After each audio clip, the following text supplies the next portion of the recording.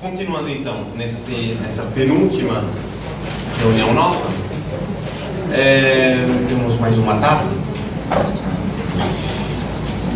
Há um elemento que eu vejo que, apesar de ter repetido várias vezes, é um problema que se nos põe constantemente e a respeito do qual várias das perguntas que me são feitas tocam naquele tema, que o justifica que nós dediquemos um título nosso a esta questão, que é o equilíbrio, mais uma vez, entre o que é a força, o poder das naturezas, etc, etc, e, por outro lado, a invencibilidade e a inalterabilidade, se essa palavra existisse, do nosso livre-arbítrio.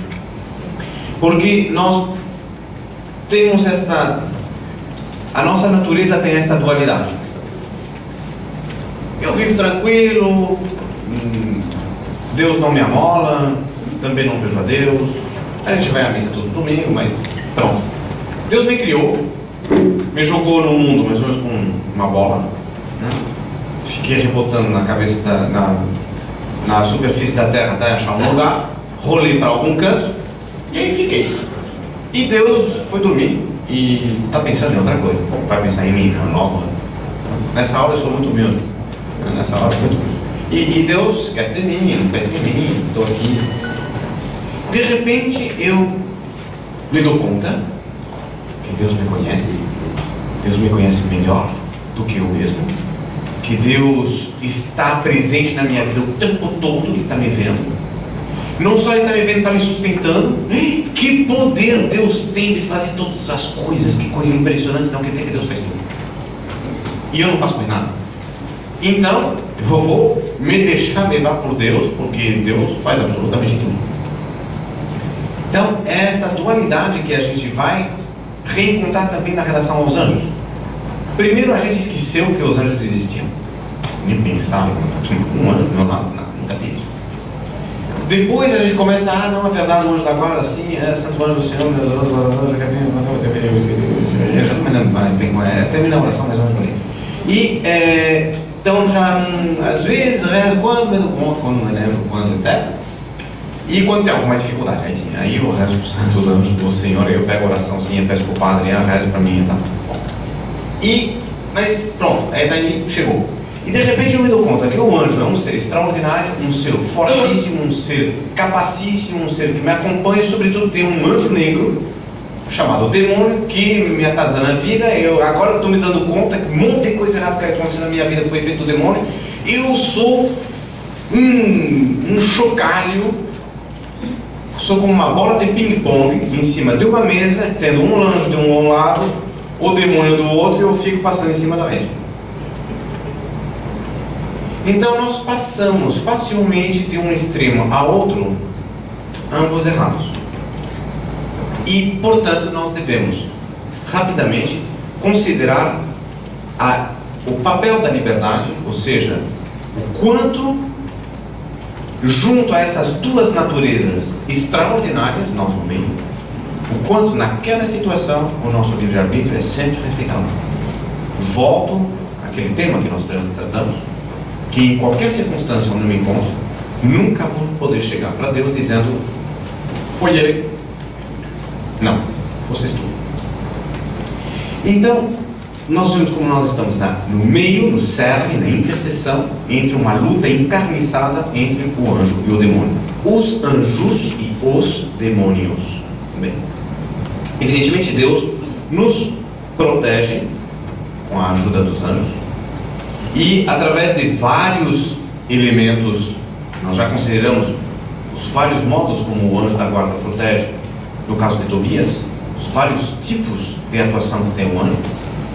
Se a gente for olhar para a nossa vida pessoal, nós vamos encontrar muitas vezes certos desastres que teriam acontecido por um triz, um fio de cabelo. Se não fosse aquilo, não?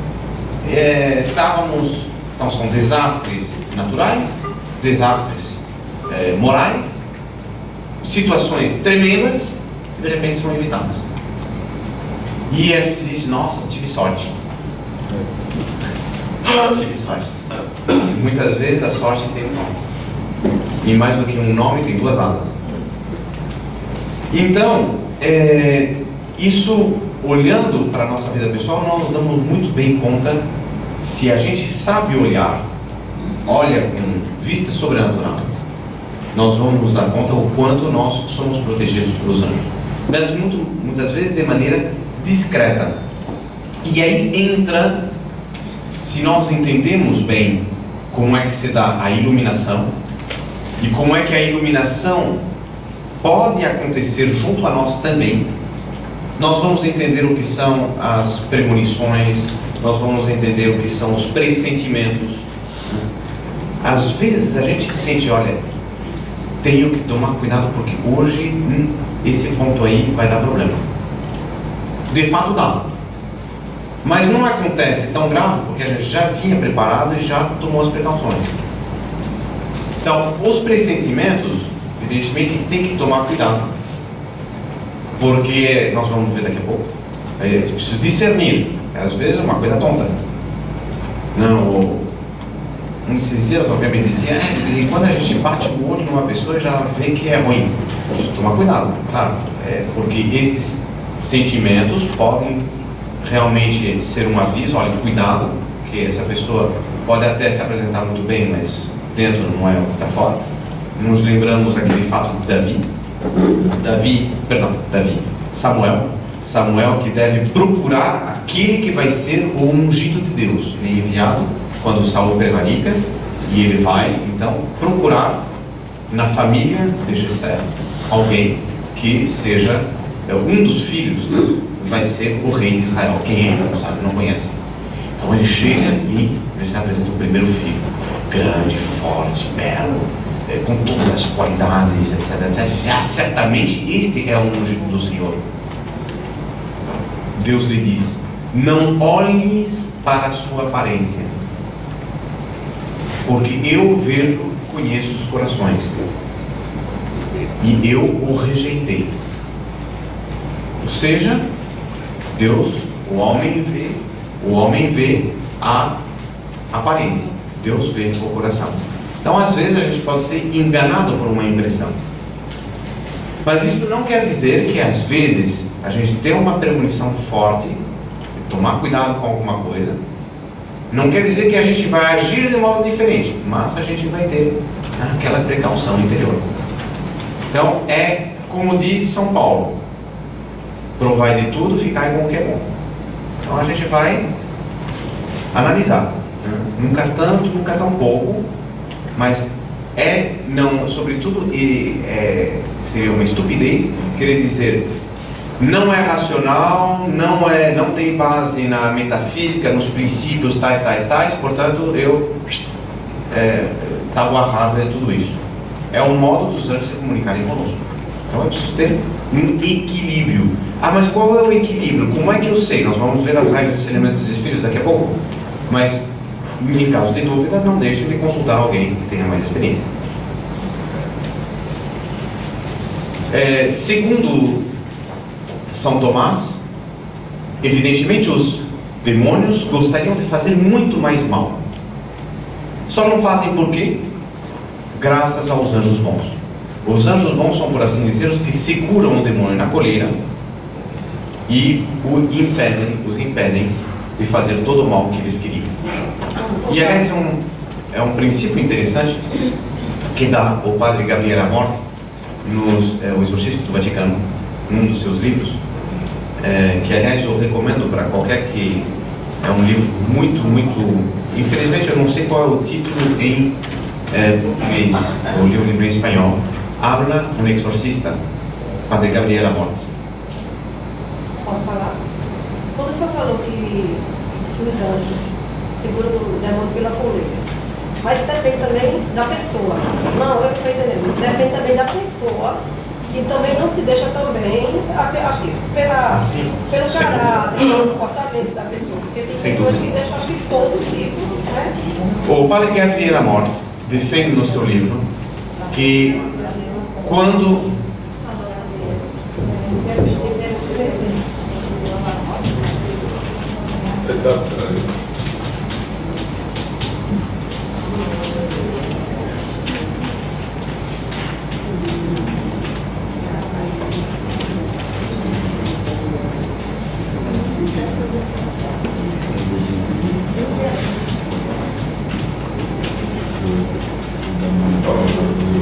Precisaria procurar um nome em português. Tradução literal seria fala um exorcista. Não sei se será este o nome em português.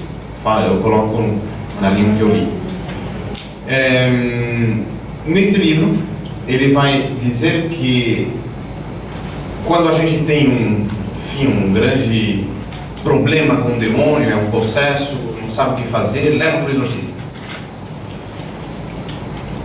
O sacerdote reza aqueles ritos todos da igreja, tem uma força, um poder extraordinário, coloca estola no cabeça do processo, joga água benta, usa a cruz de São Bento, invoca o nome do nosso Senhor Jesus Cristo, às vezes com o próprio Santíssimo Sacramento.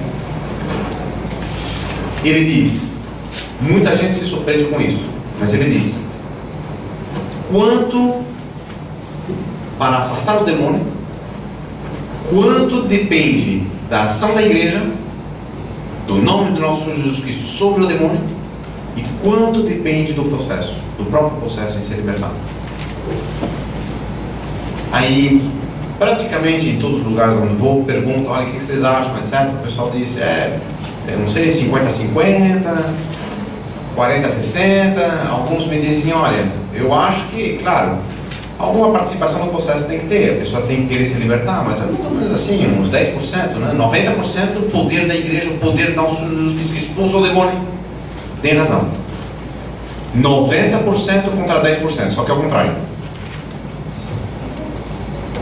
A igreja só pode 10%, segundo o Padre Gabriel Amorti, que fala desde a sua experiência, a igreja, com todo o auxílio que ela pode prestar à pessoa, só consegue 10%. 90% vai depender da atitude da própria pessoa. Muitíssimo importante esse dado. Por quê? Porque nos mostra que não adianta nessas coisas espirituais querer trabalhar de fora para dentro. Ele diz, a principal, o número 1, e o resto vem páginas depois. O elemento central, principal, quase que determinante, único, é que a pessoa viva em estado de graça. Ele diz, é a principal proteção contra as ações do demônio. Viver em estado de graça. Número 2, prática dos mandamentos. Claro, se correlacionam. Vive no estado de graça quem pratica os sacramentos. Mas uma coisa é viver no mero estado de graça, justinho para não pecar. Outra coisa, a prática da santidade. Viver seriamente os 10 mandamentos em estado de perfeição, rumando para a perfeição, procurando ser, é a maior proteção que possa existir contra o demônio. E se a gente percebe o que é a força de um exorcismo, podem ter ideia do que é a força do estado de graça. A proteção que isso representa para nós. Ah, mas e o malefício? Pega ou não pega? Gabriel Amorti responde. Ele se pergunta, numa pessoa em estado de graça, ele diz, pode até ter certo efeito, mas os efeitos serão meramente naturais.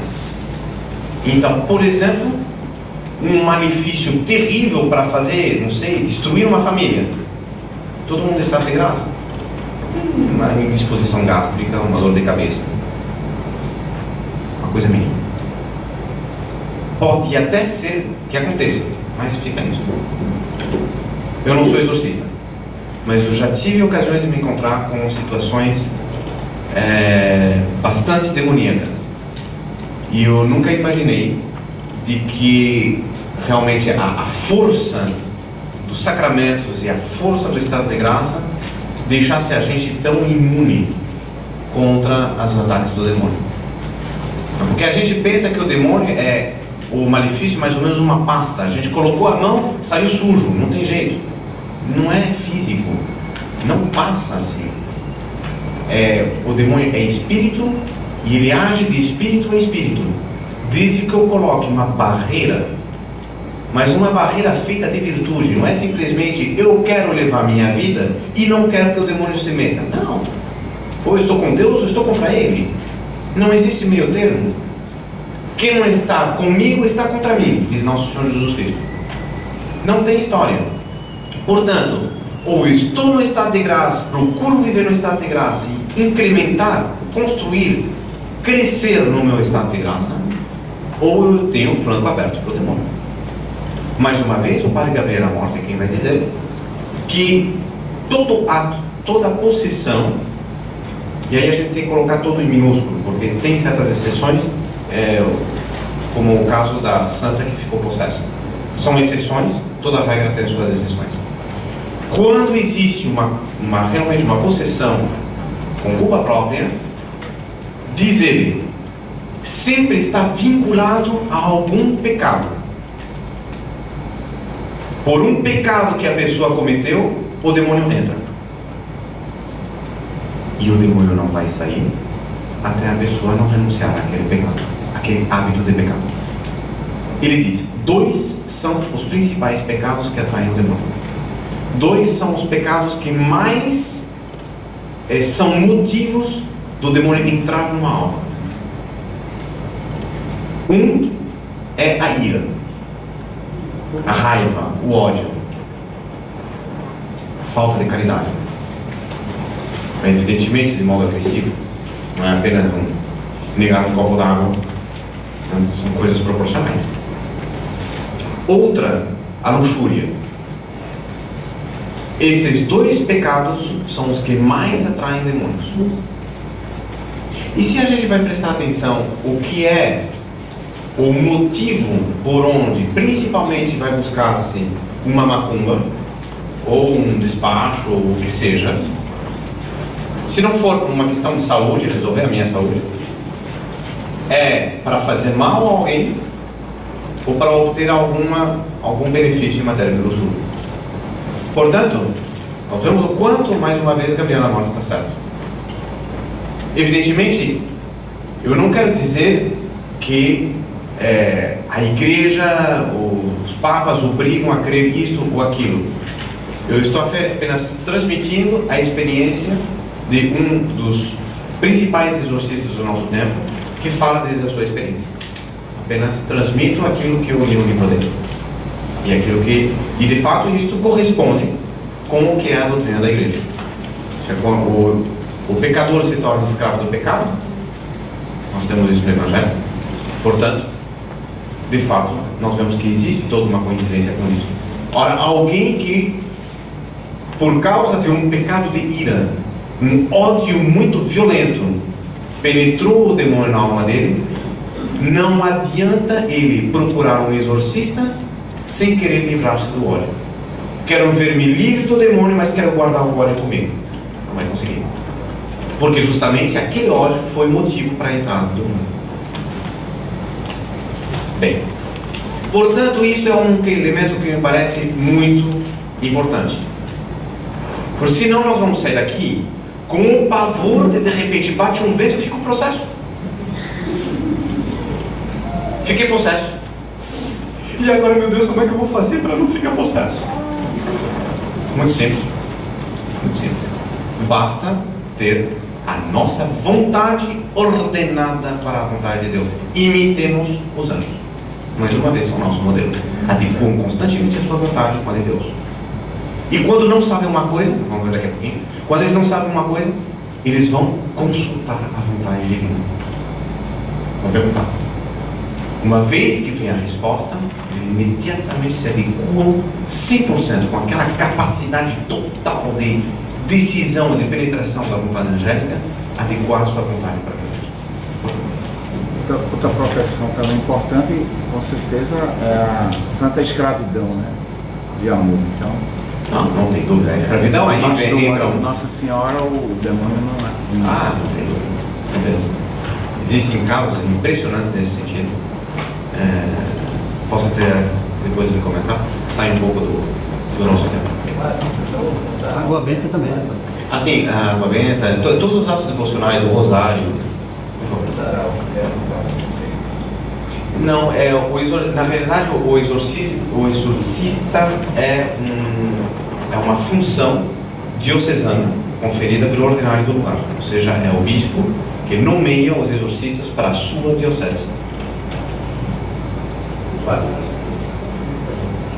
Com relação, o senhor falou aí que 90% para que esse anjo do mal se afaste da pessoa, para a própria pessoa, 10%. Então, nós podemos fazer pedir ao anjo da guarda do bem, para que ajude a afastar aquele outro anjo do mal que está inserido em 90% naquela alma. Eu vou lhe responder com uma pergunta. Para Deus, a gente pede o bem ou pede o mal? O que o senhor está querendo é um bem ou é um mal?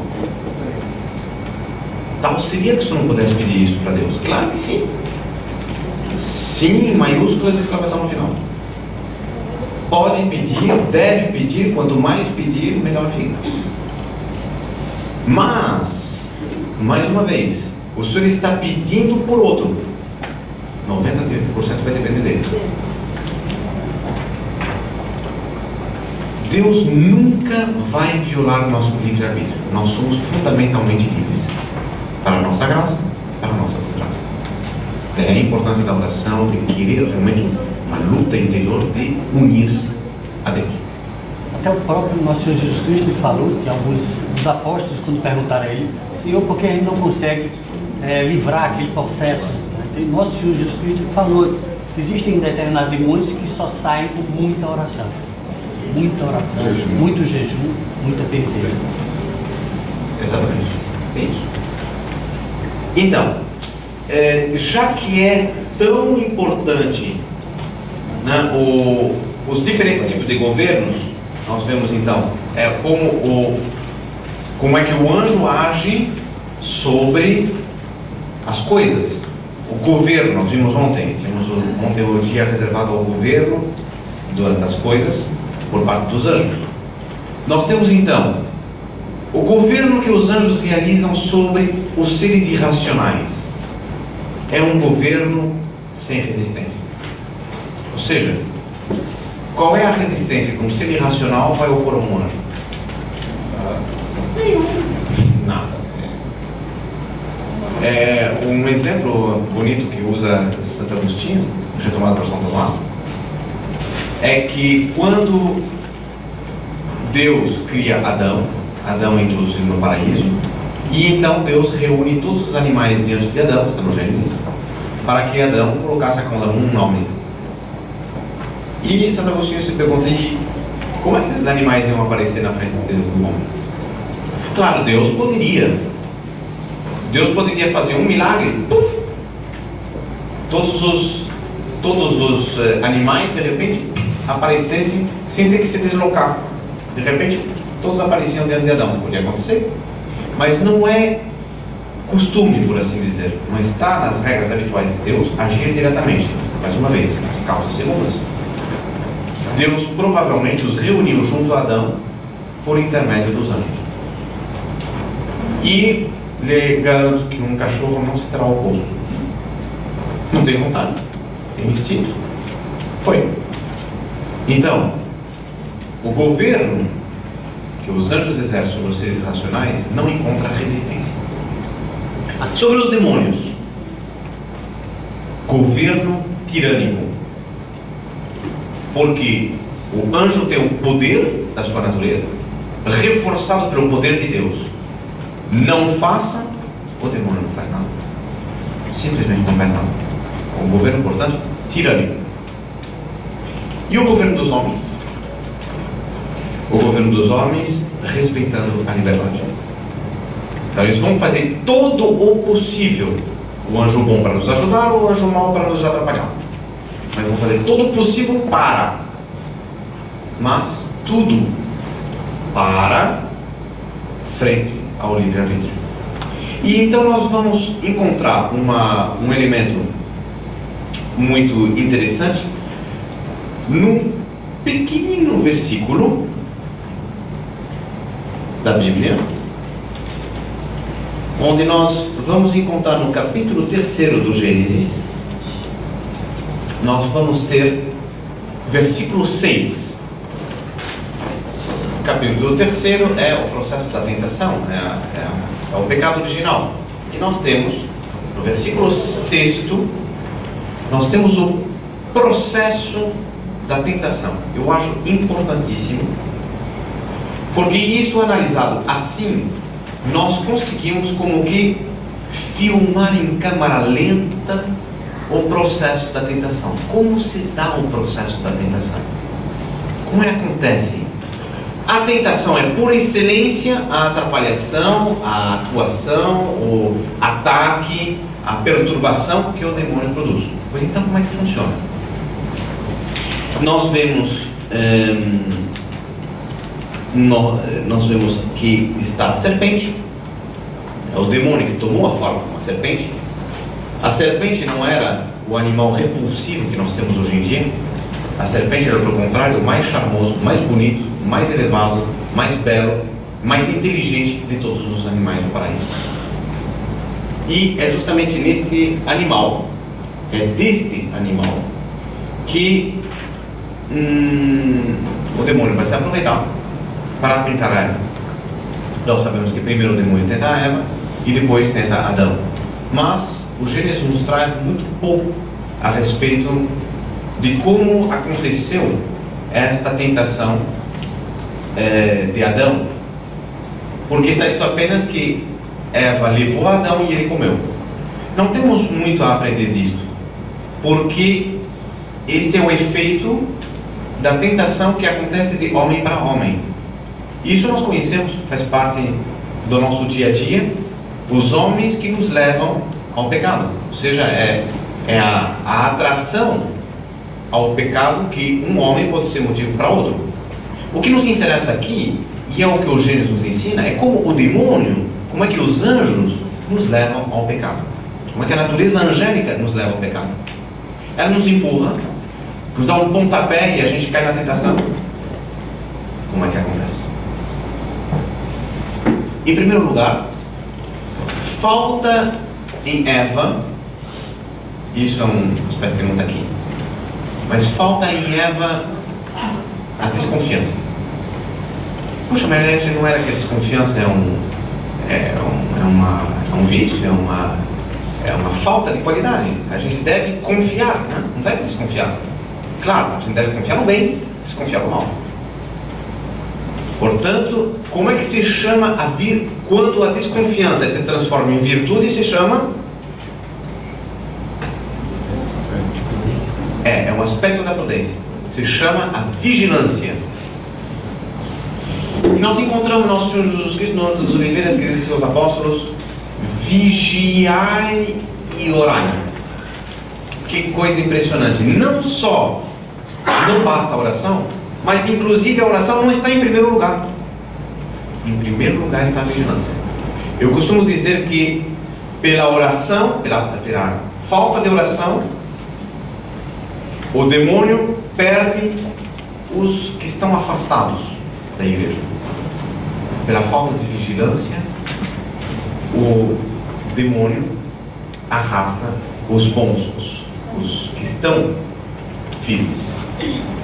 E a falta de vigilância, se a gente vai fazendo um bom exame de consciência, nós vamos nos dar conta de que a falta de vigilância está na raiz da maior parte das faltas que nós cometemos. Porque nós não gostamos de prever o por onde o demônio vai entrar. Porque se nós somos obrigados a prever, somos obrigados a uma série de coisas desagradáveis que a gente precisa colocar, que a gente precisa vigiar, tudo isso. Então a gente prefere não vigiar. Não precisa. De repente, como é que eu cheguei aqui? Meu Deus, isso não é possível. Como é que aconteceu isso? Pois sim, faltou vigilância. Então Eva, não acha estranho que uma serpente venha falar com ela.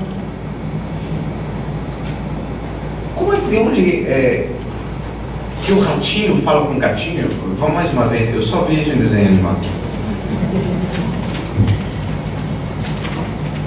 Uma serpente que vai e fala com a gente. Mas no caso de acender aquela luzinha vermelha, pelo menos aquela amarelinha. Não. Começa a falar e conversa. Conversa entretenidíssima.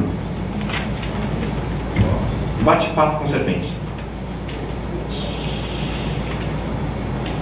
E, sobretudo, é impressionante porque o versículo 6 já é no final do processo da tentação. Era primeiro ponto, falta de vigilância. Segundo ponto, conversar com o demônio. Não se discute com o demônio, não se conversa com o demônio, não se argumenta com o demônio. O demônio chega e começa a falar com a gente. Ele é anjo, ele é muito mais lógico que nós, muito mais capaz do que nós, muito mais brilhante do que nós. Como é que a gente vai vencer um raciocínio com um anjo? Ele nos pega na curva. Com o demônio não se discute. É opinião universal. Todos os moralistas, todos os padres da igreja, todo mundo. Não se discute com o demônio. E quando... Acho que isso está mais para frente.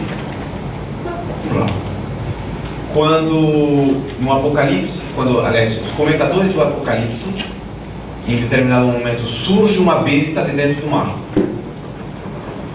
E esta vai e fica depois junto às ondas à beira da praia. E os comentaristas dizem: o que é essa beira da praia?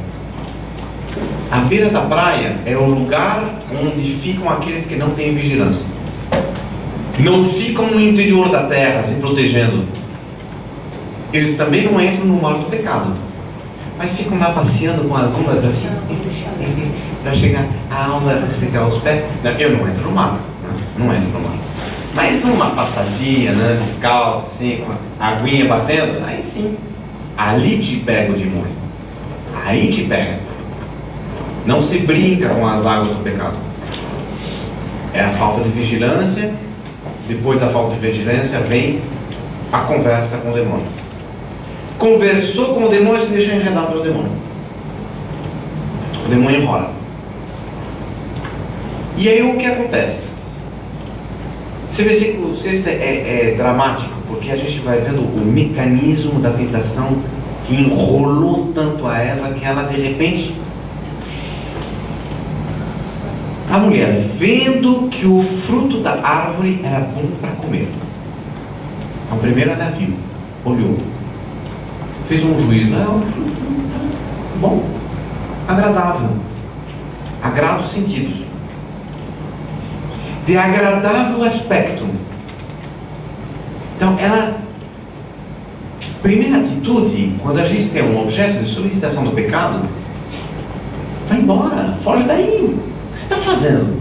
Você não deve comer? Então não fique na frente olhando. Mas está olhando.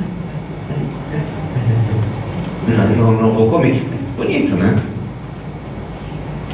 Vendo que o fruto da árvore é bom para comer, de agradável aspecto e muito apropriado para abrir a inteligência. Então são vários elementos. Ela vai como que admirando o fruto. Está namorando a tentação.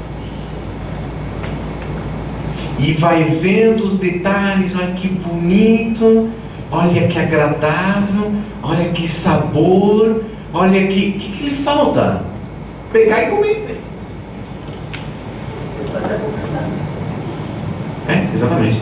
Então, muitas vezes o processo da tentação começa por um mau olhar, vendo que o fruto era bom para comer. Depois vem os pecados de pensamento. Que era muito apropriado para abrir a inteligência. Então, olha, é o desejo de crescer em sabedoria, ela já está desejando. Depois, o que ela fez? Tomou dele, comeu e apresentou ao marido. Então aí a gente vê que ela primeiro toma, depois come, mas não se contenta em ter ela pecado. leva os outros ao pecado. Esse é o dinamismo do mal na alma do homem. Assim funciona. Mas vem como é incrível que todos estes verbos estão colocados na pessoa do tentado. Em nenhum momento está o demônio ali fazendo isto, fazendo aquilo. O demônio sugeriu, conversou, soltou. Ele fica de fora, fica olhando. Agora, eu pergunto, é coerente com essa maldade do demônio dar um empurrãozinho, soltar e ficar olhando? Por que ele não age mais? Porque ele não pode. Não pode. Ou seja, há uma barreira que ele não pode transpor. O livre-arbítrio é nosso. Posso passar por tempestade, pode ter vento, pode ter água. O timão do meu navio, né, Sr. Roberto? O timão do nosso navio está na nossa mão. A gente que escolhe para onde vai. E a gente não pode dizer, não foi a tempestade que me arrastou. Porque o navio vai onde a gente leva. Não é como na água, não. Tem correnteza. Que a gente pode culpar, olha, eu estava querendo, né, ir para a Europa e caber na África. Não pode. Porque nas coisas intelectuais nós vamos exatamente onde nós queremos. A decisão é nossa. A decisão é nossa. Diga. Tem uma coisa que o senhor falou anteriormente aí. Quando você não se dá conta disso, você consultar alguém que sabe mais um pouco. Porque às vezes, quantas vezes alguém que está ao seu lado, no caso da esposa, o marido, que sacrifica, vai, que a gente quer sair dessa emboscada. E é muito importante isso, porque aí nós fazemos o papel do quê? De anjos. O homem, nesse sentido, pode fazer o papel de anjo junto ao outro. Alertando, aconselhando, ajudando, estimulando, curando. Mas a gente não pode mexer no livre-arbítrio da pessoa. Às vezes eu tenho pais que me chegam e dizem, o que eu faço com meu filho? Calma, calma. Se um anjo não pode meter a mão na alma dele, também nós não podemos. Calma. Ou seja, nós temos toda uma responsabilidade de ajudar. Mas a nossa ajuda vai chegar a um limite. Quando ele esbarra no livre-arbítrio, daí para dentro é a pessoa. E só um pode tocar no livre-arbítrio de alguém. Só Deus, que criou a alma. Então, o mais importante vai ser mover a Deus para mover aquela alma. Aí entra o papel da oração, o papel do sacrifício, o papel da santificação individual, etc. Para conquistar de Deus a conversão daquela alma, como aconteceu com a Santa Mônica e Santa Cristina. Padre, uma pessoa, no caso, que se suicida, O que tem? ela se deixou levar, no caso, pelo demônio, né? Como em qualquer tentação, como em qualquer pecado. Aí, no caso, ela está perdida mesmo. Por que perdida mesmo? É porque é o fim, né? Pelo que o senhor disse. Espere. Entre o ato e a morte, quanto tempo tem? Tem um caso famoso com o São João Maria Vianney, cura de Ars, que tinha dons místicos, adivinação, etc. E uma senhora muito religiosa, muito da sua paróquia, casada com um senhor que não era nada disso, mas que apenas por estima pela esposa, não era em relação a Deus, mas por estima pela esposa, colocava todo domingo uma florzinha diante da imagem de Nossa Senhora que tinham em casa. Mas é porque a esposa era devota de Nossa Senhora, ele queria agradar a esposa, colocava flor a Nossa Senhora para agradar a esposa. Não entrava mais do que isso. Pois bem, um dia foi mal nos negócios, se jogou de uma ponte. Morreu. A senhora, desesperada, acudiu para o Santo Cura d'Ars e disse, olha, o que eu faço? O que eu posso fazer? Ela nem chegou a falar com ele. Ela estava na fila da confissão para ser atendida. E as filas de confissões eram longas. Então aí ele esperava muito tempo. De repente, eis que o Cura d'Ars sai de dentro do confessionário, olha para a fila e diz, ei, senhora, seu esposo morreu, mas você salvou. Porque entre a ponte e a água, ele se converteu. Por quê? Por uma misericórdia de Nossa Senhora em atenção a esse gesto que ele tinha. Agora, querem um conselho? Não façam nada. São raríssimos os casos em que uma conversão dessas acontece. Faz parte das misericórdias incríveis de Deus. Não arrisquemos a confiar nisso. Vivamos desde agora bem e garantamos a nossa salvação eterna. Bem. Padre, só um minutinho. No caso desse senhor que solicitou, como foi que o padre ficou sabendo? Por revelação divina. Ou seja, existem certos santos, alguns santos, não todos, alguns santos, por causa da sua missão, não é uma maior santidade, é simplesmente, isto é propriamente um carisma. A igreja define o carisma como uma gratis data, é uma graça dada gratuitamente a determinada pessoa, não para ela, mas para benefício dos outros. Então esse é um carisma que alguns santos receberam, no caso ele, muito famoso, outro muito famoso, o Padre Pio, outros muitos santos ao longo da história tiveram isso, que é de ter, Deus se comunica com eles, ou por visão, ou por uma voz, ou mil modos de ser, o que seja, por onde ele tem conhecimento desses fatos, dessas questões. E aí pode ajudar a pessoa, como neste caso, a sossegar a alma dessa senhora. Maria, eu tenho um caso para contar. Uma amiga mora aqui em casa fora, 10º andar.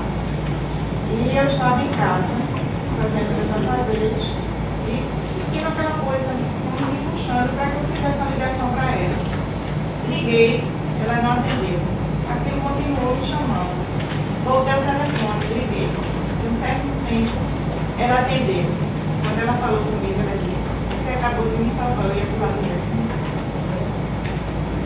É isso. Faz uns 3 anos. Então, isto é muitas vezes será o anjo da guarda, que nossos anjos da guarda se comunicam entre si.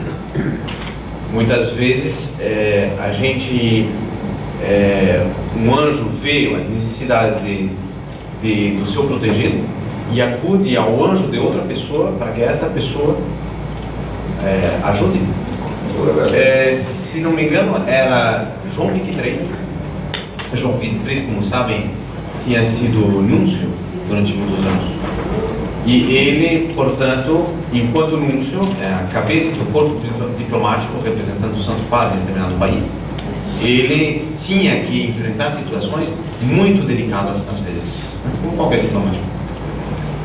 E quando ele tinha uma situação especialmente complicada para resolver, ele logo cedo entrava em oração ao anjo da guarda daquele com quem ele ia se relacionar, pedindo para azeitar, arranjar, preparar o campo. Afirmava ele, João 23, que sempre que ele fez isso, nunca que a sua missão fosse mal sucedida. Sempre conseguiu tudo o que ele precisava. Mais uma vez, o efeito que uns anjos podem ter sobre os outros. Ah, mas então podemos rezar para os anjos? Claro que devemos. Se rezamos para os santos, por que não vamos rezar para os anjos? Com maior razão, por favor. Padre, aqui em Recife existia, acho que quase praticamente todo mundo daqui de Recife já ouviu falar, um médico que ele dizia que incorporava o Dr. Fritz, e ele vivia fazendo trabalhos mediúnicos e tal. Só que fazia umas coisas lá de cirurgia, espirituais e tal. E ele era médico. Inclusive o detalhe é que ele, quando na época de faculdade, não era muito de estudar não. Era meio relapso. Depois enveredou por esse lado e começou a ganhar uma clientela das pessoas que simpatizavam com o espiritismo. Infelizmente, muitos católicos também recorriam a isso, né? Como a gente já percebe que há católicos que circulam para lá e para cá. Sem dúvida. E aí o fim dele foi que ele foi assassinado, né? Assim, ele levou umas facadas de um funcionário dele, levou umas facadas e foi levado ainda com vida para um hospital aqui de Recife.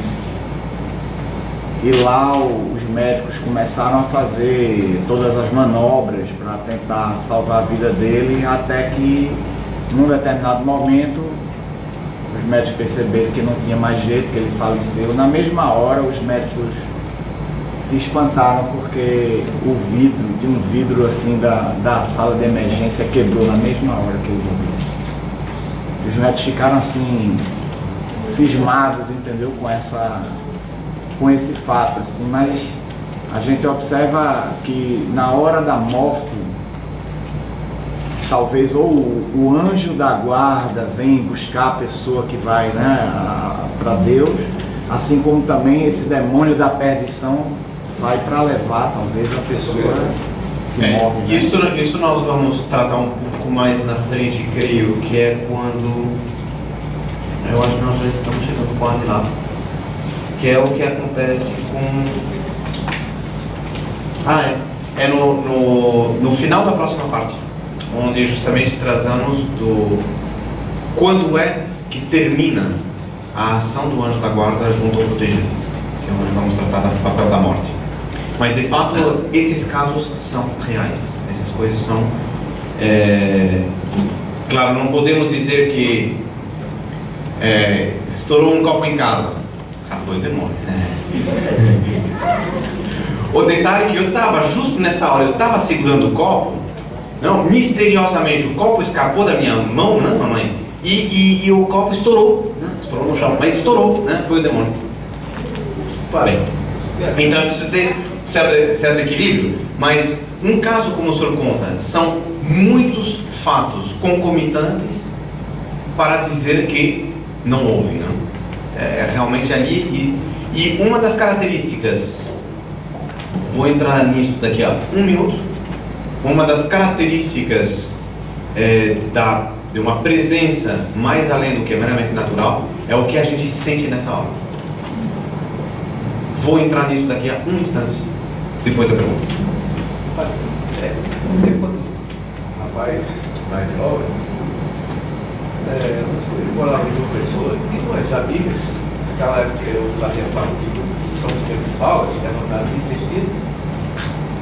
E essas minhas amigas disseram, vamos fazer uma experiência na altura, denominada Frei Saturno.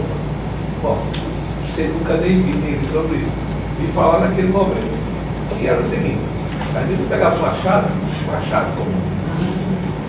E eu pegava o dedo, pegava o dedo, e depois a chave. E uma Bíblia do Novo Testamento, amarrada à chave, onde uma pessoa ficava com o dedo e rezava a Salve Rainha. Olha, veja, 3 Salve Rainha, e depois aquela chave ficava lá apoiada no dedo de um do outro, aí terminava aquela chave. Ô, Frei Saturno, você está aí?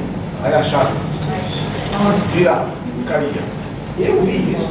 Nossa, até corri, vou embora daqui para sair do... Então aí voltava a chave para os dedos. Aí disse, existe alguém aqui que não esteja acreditando? Se não tiver, não roda. A chave ficava parada. Como é que se explica isso? Isso é força da mente? Isso é o anjo do mal que está ali? Impressionante. Todas essas coisas é um pouco como algo que eu não sei como se chama em português, até nunca tive contato com isso aqui no Brasil. Nós tínhamos muitos casos disso na Nicarágua, onde essa prática era comum entre crianças no colégio. Supostamente era um jogo que é condenado pela igreja, chamada Ouija.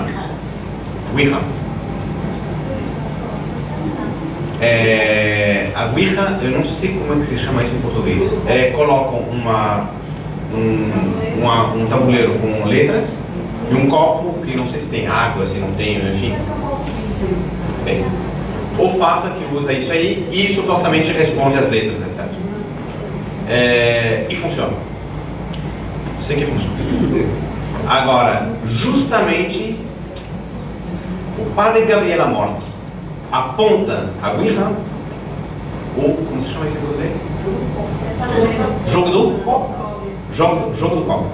Ele aponta o jogo do copo como uma das principais fontes de possessão para a juventude. O demônio está no cadastro. É a ação deles. Justamente sobre essa coisa do copo. Eu lembro assim, na adolescência, aí eu fui na casa de uma tia minha, eu sei que hoje era evangélica, mas pelo que eu vi que minha mãe fala, acho que ela vivia esse negócio de macumba, não sei o quê. Aí eu estava de bicicleta com uma, acho que era uma amiga minha. Acho que era uma amiga, eu não lembro se era uma amiga ou se era minha irmã. E a gente foi para lá para beber água, né? Elas estavam, isso, minha prima, acho que era duas primas, não sei se minha tia também estava. Então a gente vai fazer esse negócio do copo. Estava numa mesa que ia chamar a gente. A gente sentou nesse negócio, chega a bater uma coisa com isso. Aí eles, sei lá, rezaram, acenderam o velo e pegaram o copo. Só acho que botavam o dedo assim e diziam que o copo andava. Aí eu lembro assim que eu fiquei. Eu encostei no copo, sei que o copo andava, não sei se alguém estava empurrando o copo. Aí começaram a fazer uma pergunta para ti, assim, não, né? Perguntou se alguém próximo a minha morreu. Eu não lembro direito assim da história. Eu só sei que ela disse, uma pessoa muito próxima, um amigo, ou era namorado, eu não lembro na época, ia morrer. Eu só sei que depois dessa história eu saí correndo. Esse cara foi embora. Pouco tempo depois, no Réveillon, a gente estava com os amigos, aconteceu que 2 amigos da gente morriam na cidade de hospital. Isso ficou na minha cabeça. Aí eu lembrei da chance, meu Deus, será que foi esse fato que falou desses amigos? Mas até hoje, eu acho que não vou ter esse Funciona mesmo. O problema é que justamente a igreja proíbe, mas não é que a igreja proíbe, a igreja apenas ensina o que é proibição divina. Isso vem desde o Antigo Testamento. A proibição de consultar adivinos, procurar conhecer o futuro, porque isso não pertence a nós, pertence a Deus. Viu, pai? Que nós, assim que a gente estava na festa, eles inventaram. Você não tem necessidade de ser na festa, tem comida até, você cansa mais toda. Não, vamos na lanchonete, lanchar, não sei o quê, e chamaram a gente. Eles foram no meio, era uma viagem, passaram nos carros fazendo pega, não sei o quê, esse meio. Viu, pai? Um primo meu passou de uma coisa dessa, mas o amigo dele era muito brincalhão. Toda vez que ele respondia, aí ele pegava, parava o negócio, não quero que seja assim não. Em cima não. Aí ele botava. Se era assim, ele botava no não. Pegava o copo e puxava. Aí, o nome de tal pessoa, namorada de fulano, como é? Aí ele ia, tocava na mesa todinha. Não, é fulano. Aí, mexia. Até que ele irritou-se, o ser que estava lá, ele fosse. E aí esse meu primo nunca mais foi lá. Ele primeiro disse um cuidado, de uma forma muito horrorosa, cuidado. Aí depois ele disse que ele era o próprio demônio. Porque ele irritou-se, porque ele queria dizer uma coisa e não conseguia. Nem conseguia dominar a brincadeira. Porque o brincalhão fazia, correu e ele nunca mais esqueceu disso. Eu só vejo que é curioso, porque é mais uma vez o demônio pisando no próprio rabo. Porque a pessoa se toma de tanto espanto, depois nunca mais coloca os pés. Muito bem.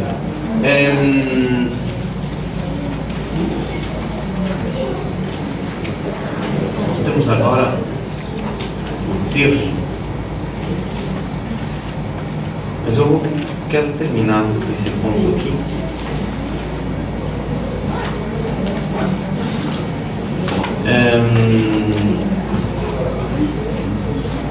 Como é que os anjos podem agir sobre nós? Este aqui é o mesmo autor que eu citei antes, Paul Benoit. Ele diz o seguinte: o anjo possui um conhecimento ainda mais perfeito que o homem das leis do universo. Ele sabe colocar em contato e produzir reações em corpos e elementos. Daí para ele a possibilidade de obter resultados extraordinários e de aparência milagrosa. Só Deus pode agir diretamente sobre nossa inteligência. O anjo agirá sobre ela por meio da parte sensível do nosso ser. Ele pode influir sobre nossos sentidos e criar uma sorte de alucinação. O senhor, como médico, sabe o quanto, quando se somos capazes de influir na parte endocrinológica, somos capazes de influir no próprio comportamento do homem. Ou seja, nós temos uma série de glândulas que produzem hormônios vários, que servem para várias coisas. Mexendo nisto, ou mexendo em outros elementos do sangue, o que for, do ponto de vista material, nós conseguimos influir na parte psicológica e, portanto, não espiritual propriamente dito, mas inclinar o espírito por força de atração psicológica. Estou errado? Então, o anjo, ele pode este poder. Ele tem poder sobre a matéria, desde que Deus permita. Ele pode influir sobre isso.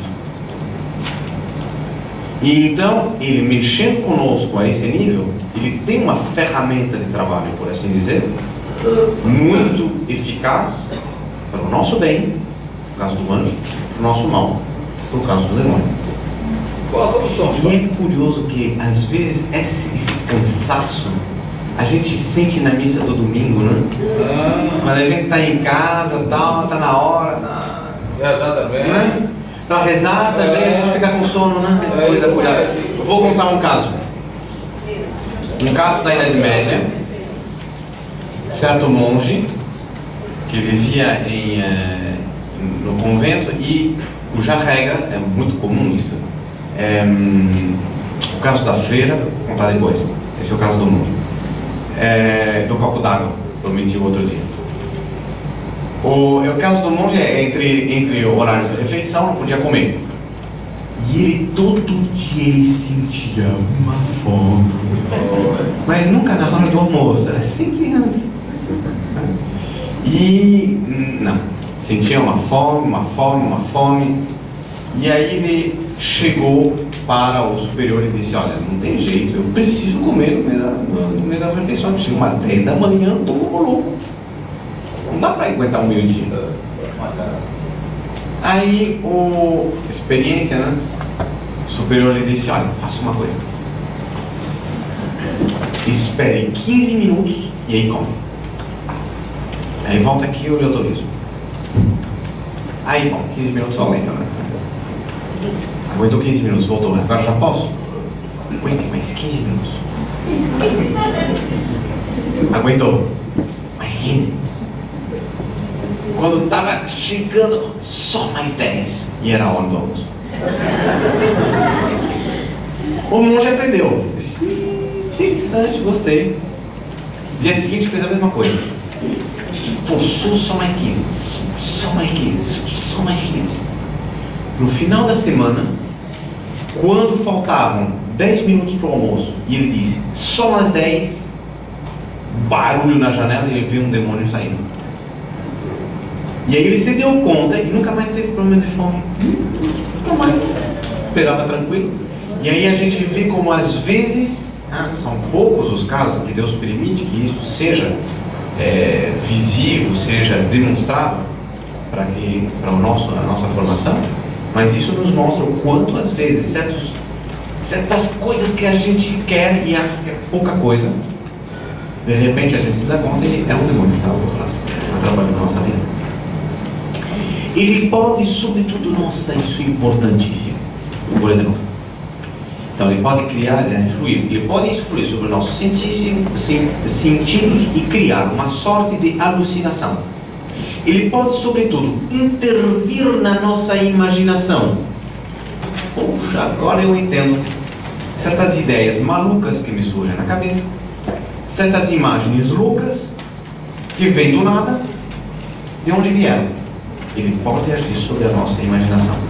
Digo mais, não só a imaginação, também sobre a memória.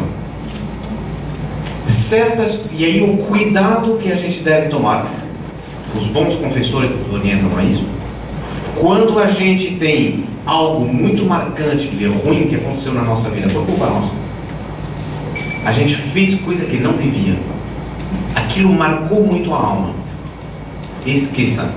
Confessar primeiro. Confessou, confessado, perdoado, esqueça. Por quê? Porque o demônio vai mexer nesse ponto. Claro, ele já uma vez já ganhou a batalha, já encontrou a porta, essa porta estava mal guardada, entrou, vai procurar entrar outra vez pelo mesmo lugar, né? Claro. E ele vai tentar aproveitar esta memória, trazer de volta, jogar na imaginação e trabalhar. E um sonho, padre? Que às vezes a pessoa tem um sonho tão perturbador que para toda a corda fica aquilo. Muito bem. Então, o sonho é justamente daqui a 2 linhas. Eu vou entrar no sonho. 2 linhas. Não é amanhã não. 2 linhas. Ele pode, sobretudo, intervir na nossa imaginação nesta concha, onde de modo tão estranho se formam e se coordenam as imagens. Habitualmente, esta última ação do demônio ou do anjo passa desapercebida, porque se amolda à nossa atividade natural. Eu sempre estou pensando, constantemente estou pensando, constantemente estou vendo imagens. Fecho os olhos, continuo vendo coisas. Minha imaginação está trabalhando. E quando não é minha imaginação, é minha memória. Então, eu constantemente estou dentro de um cinema que me apresenta a realidade, me apresenta o passado, me apresenta ideias, podem ser de futuro. Ali o demônio pode agir. E agindo, essa atividade me passa desapercebida, porque eu não me dou conta que é ele que está trabalhando. Como constantemente eu estou pensando, um pensamento mais, um pensamento a menos, eu não faço a auditoria dos meus pensamentos, né? Quantos entraram, quantos saíram, né? Às vezes pode passar um no meio e a gente não se dá conta. Então isso aí quer dizer que ele pode agir exatamente nas potências da alma. Eu não disse nas potências da alma, eu disse na inteligência, eu disse na imaginação e na memória. 2 das potências. Mas ele não pode, claro que são potências intelectivas, mas isso não quer dizer que ele possa influir nas demais. Existem muitas outras. Nesses ele pode. Então a ação dele é muito limitada. Se a gente vai ver qual é as potências nas quais ele age, nas quais ele age, são aquelas potências do intelecto onde opera a comunicação. É o modo dele se comunicar. A iluminação se dá assim. Então ele precisa agir sobre isso, porque é o modo dele se comunicar. Eles se comunicam entre os anjos assim, se comunicam conosco assim. Então, nada manifesta a sua origem daquele pensamento, daquela imaginação, daquela imagem que passou na minha cabeça. O anjo pode ter sido disto o secreto instigador. E aí entram os sonhos. Existe todo um ramo da psicologia, da psiquiatria, da psicanálise que vai explicar o estudo dos sonhos, não vou entrar nessa questão. O único que eu digo é que, evidentemente, o sonho, a partir do momento que ele não depende da nossa vontade, não entra nada, não entra nenhum valor moral no sonho, nem positivo nem negativo. Se eu sonho com milhares de anjos, nem por isso eu saí do outro lado com mais mérito. Se eu sonhei com milhares de demônios, nem por isso eu saí diminuído no meu estado de graça ou na minha relação moral com Deus. Isto sim, às vezes pode acontecer, que eu sonhe com atos bons ou com atos ruins. E isto vai fazer com que, quando eu acorde, aí todo aquele sonho vai voltar à tona. Nessa hora, se foi um sonho ruim, que nos apresentou algo de valor moral negativo, nesta hora vai dar-se então o dilema moral: aceitar ou rejeitar. E aí sim, entra a minha vontade de cheio, entra o meu livre-arbítrio inteiramente, e aí eu vou ter então um ato de virtude se eu rejeito o que é mal, um ato mal, ato condenável, se eu, pelo contrário, aceito o que é mal. Às vezes acontece que naquele sono, nem sempre a gente acorda de golpe, a gente fica no meio do sono e aquelas imagens do sono voltam. Nesse caso, nós não temos a plena consciência. A consciência não é inteiramente clara. Na medida da nossa consciência, da liberdade da nossa vontade, é que se dará a gravidade do nosso ato moral. Não sei se ficou claro a doutrina. E assim, portanto, nós temos uma maneira de nos defender contra eventuais tentações que possam surgir dos sonhos. Mas tem um elemento ainda que eu quero tratar, e que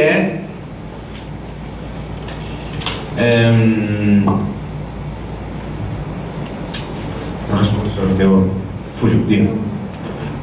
Vê se eu entendi o que o senhor falou. Por exemplo, às vezes você tem um sonho e dentro desse sonho é ruim o sonho, mas aí você, já aconteceu comigo, um sonho ruim, ficar sonhando com as coisas não, mas aí eu me ponho a rezar no meu próprio sonho. Sabe? Isso aí que se influencia com relação à moral, ao pensamento. No sonho está havendo uma tentação. Sim. Naquele mesmo sonho, eu estou rezando para aquilo. Isso aí tem a influência. Claro. Dos anjos, tanto do mal.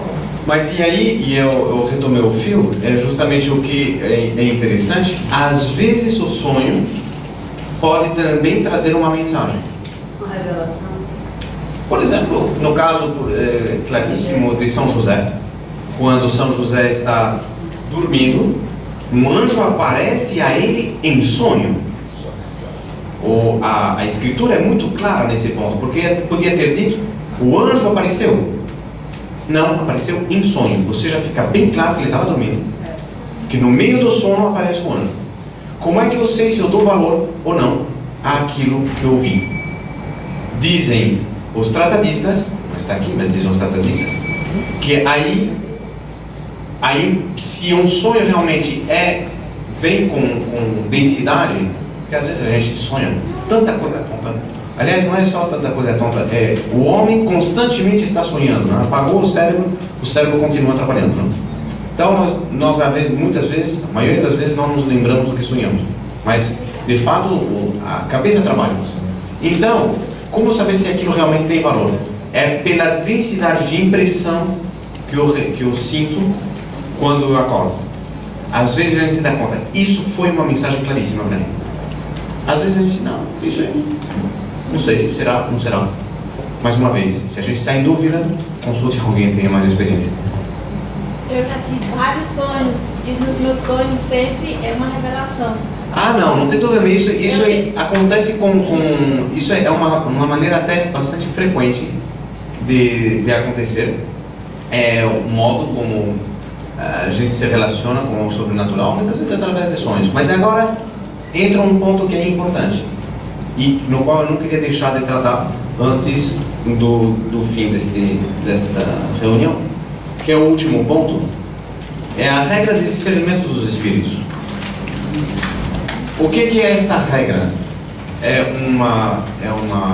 um elemento que é desenvolvido sobretudo por Santo Inácio, embora não só, são vários os que tratam desse tema, são vários os que são os tratadistas, Santo Inácio, São Francisco de Sales, Sarnelli, Scaramelli, enfim, então tem vários tratadistas que tratam desse assunto.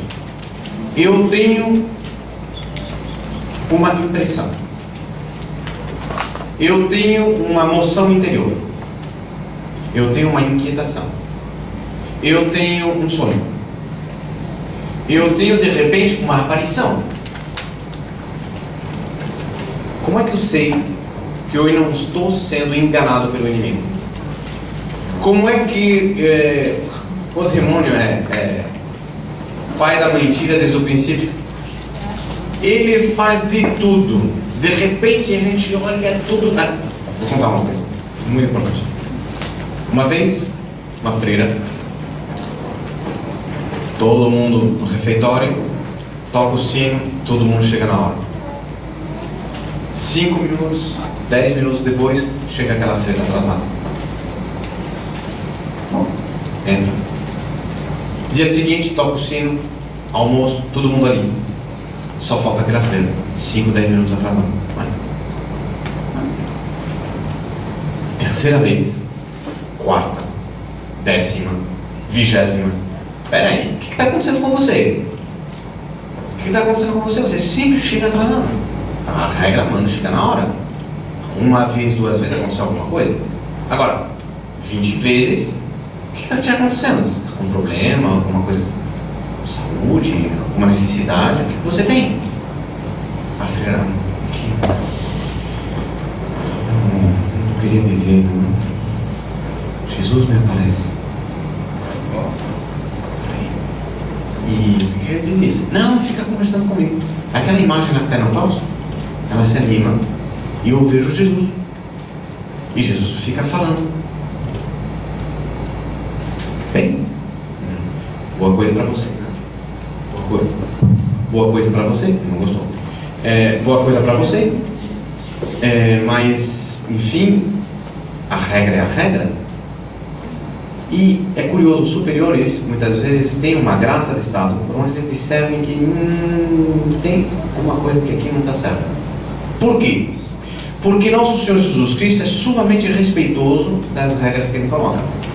Se ele chama alguém a uma regra de perfeição, ele vai dar todos os elementos para que a pessoa cumpra. Assinado Josefa Menezes. Ela está muitas vezes nosso Senhor Jesus Cristo aparecia para ela, fazia revelações fantásticas. Em determinado momento toca o sino e Jesus lhe diz: vá para o ofício. Ah não, mas Senhor, está tão bom aqui. Primeiro cumpra a regra, depois a gente conversa. Nosso Senhor Jesus Cristo nunca vai infringir as regras ou mandar a gente infringir uma regra. Baseado nesse princípio, a nossa superior lhe disse: vamos ver uma coisa. A próxima vez que Jesus te aparece, você vai fazer um favor para mim. Você vai pedir para ele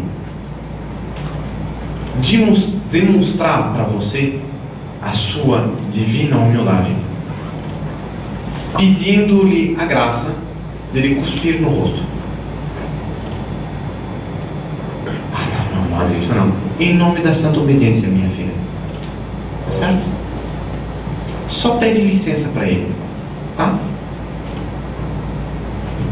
Dia seguinte, como é que foi? Ai, madre, apavorada. A senhora não sabe. Fui lá, apareceu, né? Eu disse: Senhor, olha, eu não sei como pedir isso aqui, mas a minha superior, ela me obrigou, eu tenho um voto de obediência, eu sou obrigado. Eu queria pedir licença para cuspir na vossa face. Desapareceu. Era o demônio. E a gente vê como o demônio é mestre em nos enganar, em aparecer como ele não é. Como é que eu vou saber se este é o demônio ou se pelo contrário é um anjo ou é um santo, enfim? Porque aparições são raras, mas fatos sobrenaturais, fatos paranaturais são mais frequentes. No caso de um sonho, por exemplo. Como discernir se aquilo é, em primeiro lugar, evidentemente, no que diz respeito à lei moral, se é alguma coisa que me leva para o mal, que me instiga a praticar um ato mal, óbvio, isso não pode vir de Deus. Então isso já é descartado, em primeiro lugar. Em segundo lugar, as normas, as regras, as legítimas leis, tudo que diz respeito à prática do bem, ou mesmo à prática do correto, como no caso de chegar na hora num determinado lugar, evidentemente, se isso prejudica, já também está descartado. Mas existem outros elementos que nós podemos ter, que são justamente esses santos quem nos falam a respeito disso. Eles se baseiam naquela frase de nosso Senhor Jesus Cristo no Evangelho, em Lucas capítulo 6, versículo 43 a 44, Uma árvore boa não dá frutos maus. Uma árvore má não dá bom fruto, porquanto cada árvore se conhece o seu fruto. Baseado nisso, eles vão dizer: a regra universalmente aceita é de analisar os efeitos que determinada inclinação produz em nós. Então, eu considero alguma coisa, medito algo, ou tenho uma noção. Que efeito isto produz em mim? Serão agitação, obstinação, presunção ou desespero, dois extremos diferentes. Presunção, não preciso de nada, eu consigo tudo. Desespero, não consigo nada, não tenho mais jeito. Impaciência, vaidade, duplicidade, dizer uma coisa, pensar outra, pensar uma coisa, fazer outra. Coração apegado, coração duro. Sem dúvida, estamos sob o influxo de um espírito mau, daqueles que tantas vezes foram expulsos pelo Divino Redentor. Procuremos a calma, não se deixar influenciar, e menos ainda tomar uma decisão apressada e baseada no mero impulso da natureza. Certo? Outro lado da medalha. Serão, pelo contrário, serenidade, docilidade, confiança para com Deus, paciência, simplicidade, liberdade espiritual.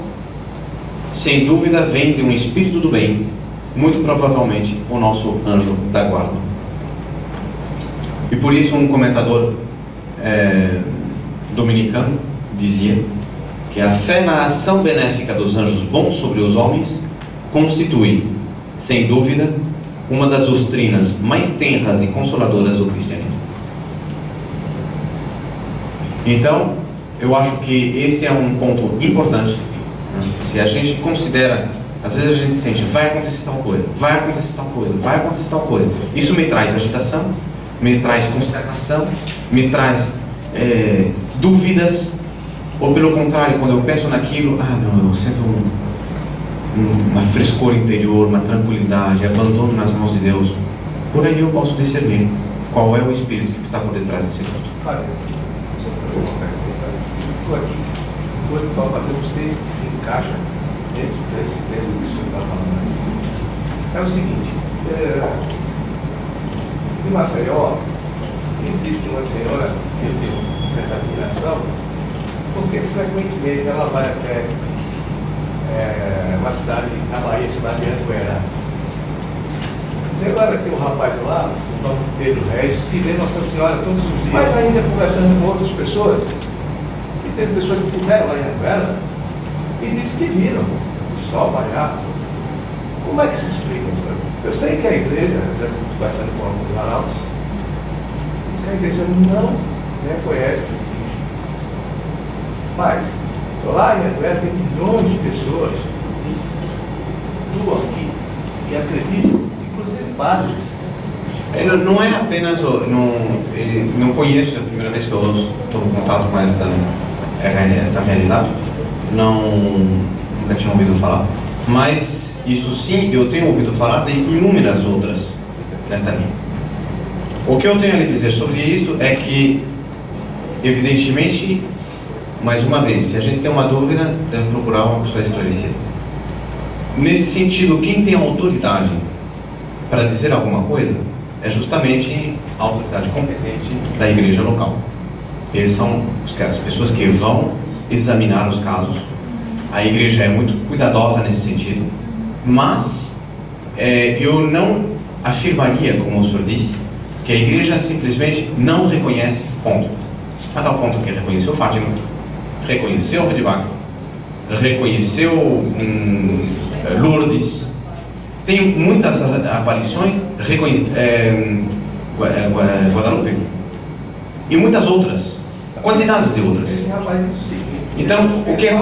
Tem a hora marcada e tudo. Sim, então, mas aí, não sei, quem deve pronunciar-se a respeito disso é a autoridade competente da igreja local. São eles que vão ter os meios de analisar como as demais aparições passaram por crivo eclesiástico, em determinado momento, foram aprovados. E é importante saber que nem toda aparição verdadeira será aprovada.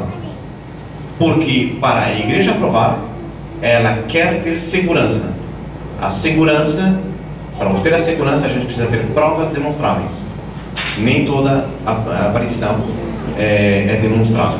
Então, algumas são reconhecidas porque são demonstráveis, outras a igreja diz, bem, pode ser, outras ela vai dizer não, isto não. Então aí vai depender realmente em última instância, da Congregação para a Doutrina da Fé, a competência em igreja reverte isso, e localmente o bispo diocesano. Eu conheço o Vera, esse local que ele está falando.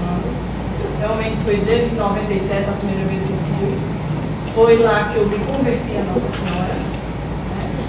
E tem relatos de mensagens que ele passou 2 horas e meia de relógio, escrevendo, psicografando, né?